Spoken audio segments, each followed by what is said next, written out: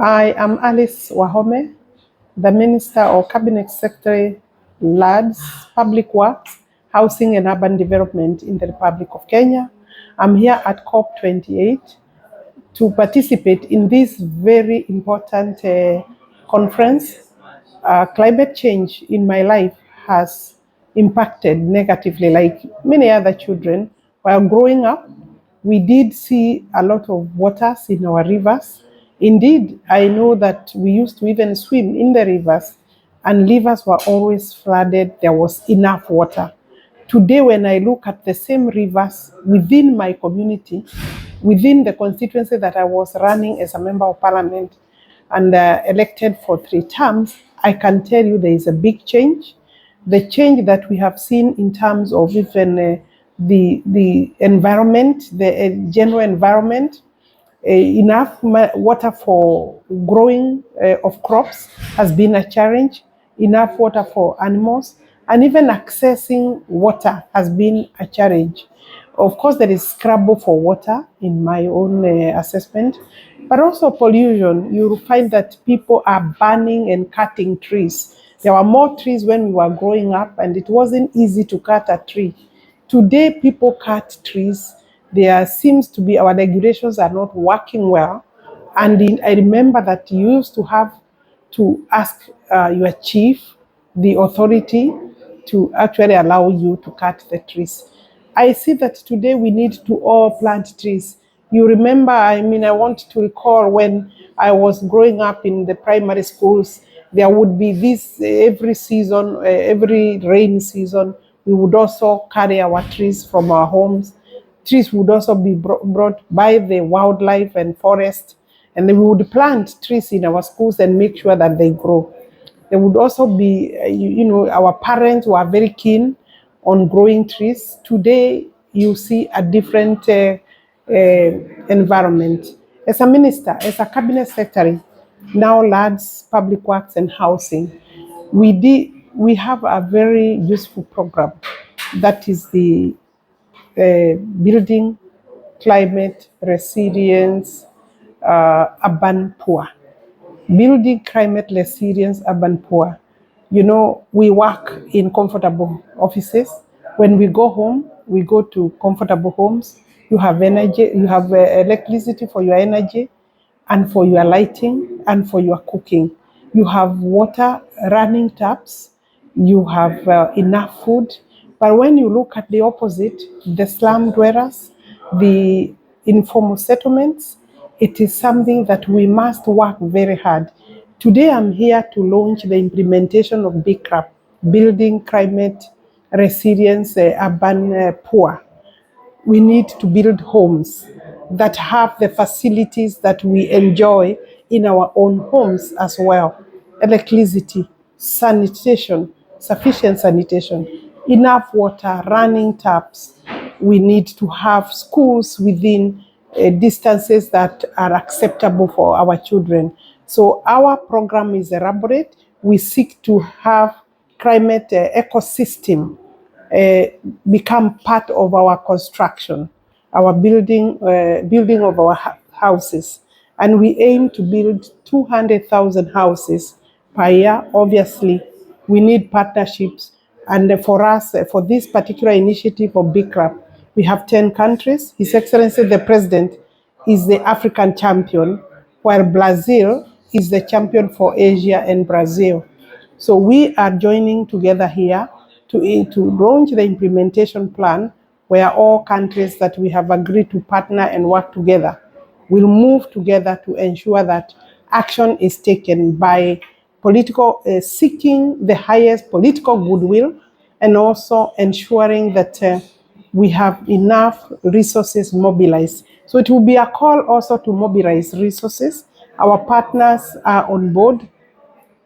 We have the Commonwealth working with us. We have World Bank. We have Africa Development Bank. We have other global players, Green Fund for housing. We have the Global Fund for housing. We have partners like the United Cities and Local Governments. working together with us, Kenya, with the United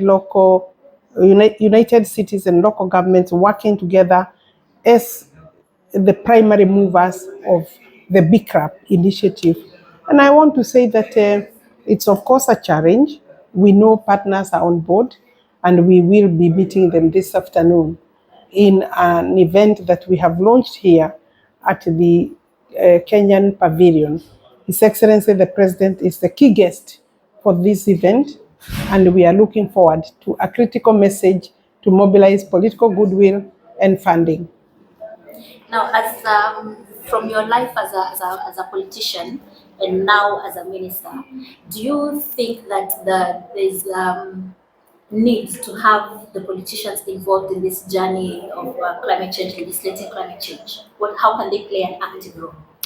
Of course, you know that first and foremost, the legislative assemblies, both the local and national, are very critical in whatever regulations to deal with the climate change, the new challenges, and the legal frameworks that are required. Like in our country, Kenya, we two months ago in August, we passed the climate change law and the regulations together to enable the carbon credit issues included in our law.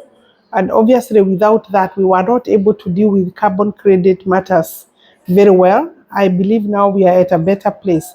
The legislative bodies are critical. You know, even they have influence with the people, a lot of influence with the people. They can be able to mobilize funds as well. They will be able to mobilize people and send the messages that we need to be sent. Any national tree planting or growing days, members of parliament can mobilize their constituents, members of the county assemblies, elected leaders, governors. In this particular meeting, we have parliaments attending, their members attending, we have county governments attending. I have seen several county governors in this particular conference, and I know that COP28 has attracted very high-level decision makers. Of course, the presidents are all here. I am going through the menu, is over 140 heads of state. It really is, I think, the big thing now, talking about climate change, but most importantly, implementing the resolutions that we make every year and ensure that those resolutions achieve tangible results on the actions that have been agreed upon. But until we also agree as nations, those that bear the highest responsibility to work, seamlessly with the countries that are suffering bigger negative effects or more serious effects of climate change, notwithstanding their small contributions, it is time to deal with these issues of compensation and damages or damage. I think the countries have waited for long, and the conversation is at a level now where we are looking at action being taken immediately. Lastly, why do you think Kenyans should care about COP28? Oh, we are here as a country. I think our president is one of the biggest champions of climate change, and Kenyans ought to be, and I'm sure they are listening to the messages he's sending. We experience drought, we experience floods, we experience life loss lost during the rains. Our animals have been, killed by the drought, and therefore everybody, you saw the other day in Kenya, we have been losing people through the floods because sometimes they are fresh. Nobody was expecting. This kind of disasters, obviously, would have all Kenyans putting their thoughts and mind together so that we approach it as a country, as a nation. No one should be left behind. Those who have been affected and those who have caused or may have caused climate change to the negative effects that we have been experiencing.